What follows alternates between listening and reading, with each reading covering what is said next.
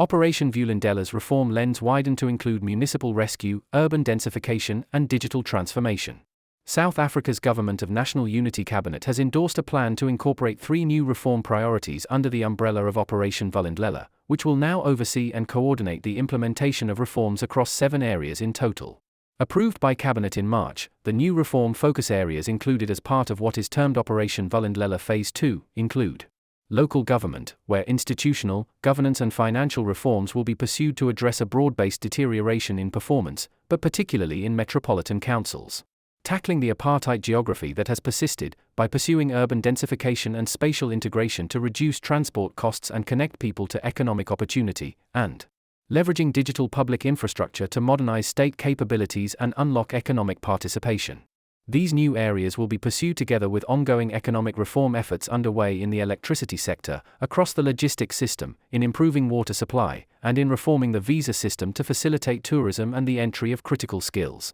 Speaking ahead of Operation Vulindlela Phase II's official launch by President Cyril Ramaphosa, National Treasury Director General Dr. Duncan Pythurst argued that Phase I had proved that well-targeted reforms, when implemented effectively, could have an effect on growth constraints. In particular, he highlighted the progress that had been made in addressing electricity load shedding, which had tapered significantly after peaking in 2022 and 2023. The next phase of reforms in that sector would seek to build on progress as well as find solutions to the serious sustainability problem emerging in the distribution sector, which was resulting in localized outages and arrear debt owned by municipalities to Eskom had risen to over $100 billion. The presidency's Rudy Dix said that a new roadmap for the electricity distribution industry would be developed over the coming year, with the aim of setting in motion plans for the establishment of financially and operationally sustainable distribution companies. Likewise, there were ambitions to accelerate reforms in the other sectors, including through introducing private sector participation in those parts of the freight logistics network still monopolized by Transnet,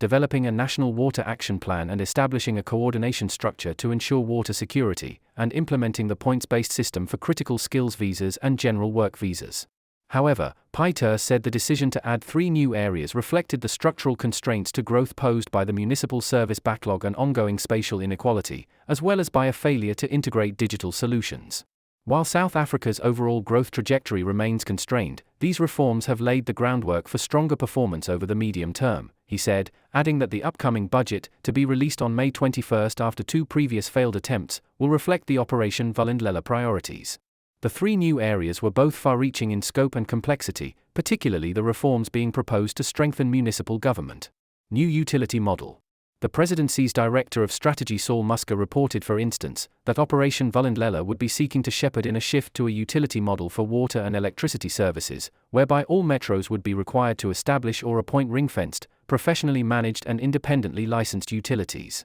There would also be moves to ensure that all municipal managers and CFOs met the minimum standards for qualifications, experience and integrity, and to review how local government revenue matched its responsibilities. Operation Vulindlela would also support the Department of Cooperative Governance and Traditional Affairs in publishing an updated white paper on local government to outline a modern and fit-for-purpose local government system. To begin addressing spatial inequality, the Operation Vulindlela Phase II aims to oversee a revitalization of passenger rail, support densification through a demand-side rental subsidy for affordable housing, release public land and buildings for housing, clear the title deeds backlog, and review land use, building and other regulations to enable low-cost property developments. Musker also outlined an ambitious digital transformation agenda, which would involve investing in digital public infrastructure to enhance service delivery and expand financial inclusion. Part of this agenda would include the establishment of universal biometric enrollment and introduce a foundational digital identity system, together with a digital wallet for citizens to access their digital ID, driver's license, and other verifiable credentials.